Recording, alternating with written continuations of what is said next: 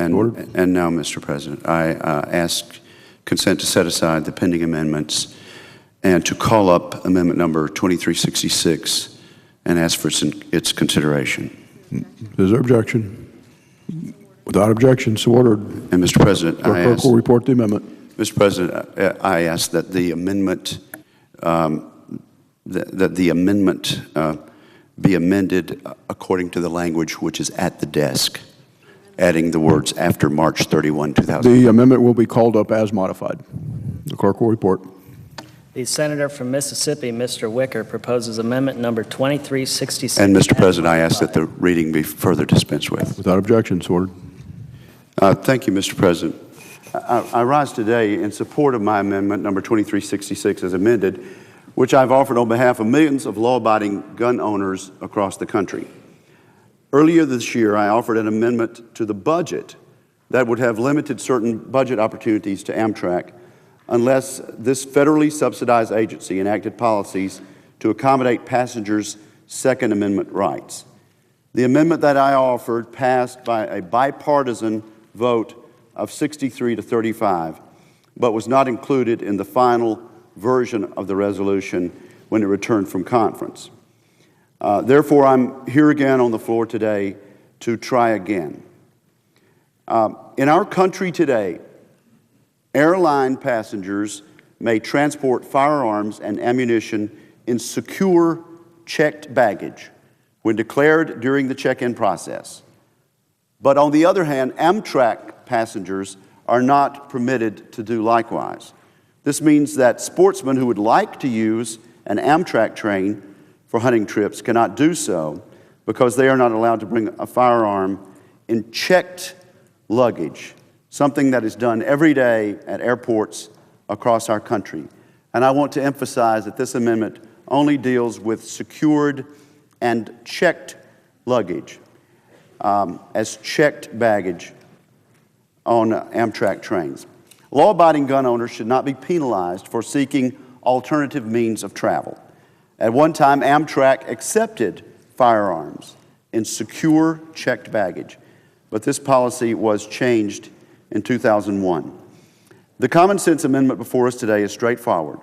It simply says that if Amtrak continues to deny the right of gun owners to securely transport firearms in checked luggage, the rail line will no longer receive a federal subsidy of $1.55 billion. At the request of the leadership of the committee, Mr. President, I have modified my amendment to make it effective only after March 31st, 2010, in order to give the agency adequate time in which to comply with this amendment. I want all of my colleagues in the chamber to know that the amendment before us today mirrors current TSA requirements to check a firearm for air travel. I must say that these requirements are detailed and strict. For example, should my amendment pass, the following requirements must be met. Number one, a passenger who wishes to transport a firearm must be traveling on a route that accepts checked luggage.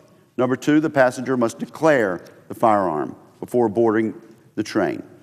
Number three, the firearm must be unloaded and stored in a hard side container that is locked, just like is required on the airlines. And number four, only the passenger can have the key or combination for the container. Mr. President, this was done successfully by Amtrak prior to 2001 without incident. Regional rail lines, such as Alaska Railroad Corporation, allow firearms, as I'm trying to do in this amendment, and that is done currently in Alaska Railroad Corporation, again, without incident. It is sometimes much more convenient for sportsmen to travel by rail, particularly in rural and remote parts of the country.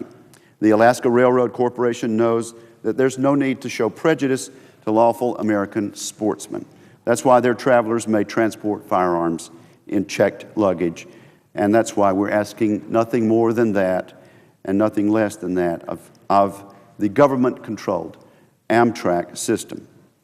Mr. President, I might also add that spending is certainly out of control in Washington, And it is hard for me to imagine Congress considering providing over $1.5 billion to Amtrak, while the rail line intentionally limits its revenue and chooses not to receive passenger miles from this specific and law-abiding segment of travelers. Americans should not have their Second Amendment rights restricted for any reason, particularly if they choose to travel on America's federally subsidized rail line. A vote in support of this amendment is a vote in support of the Second Amendment and for the right of gun owners across America, and I urge the amendment's adoption.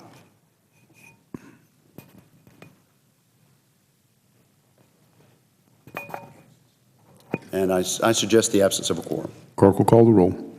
Mr. Akaka.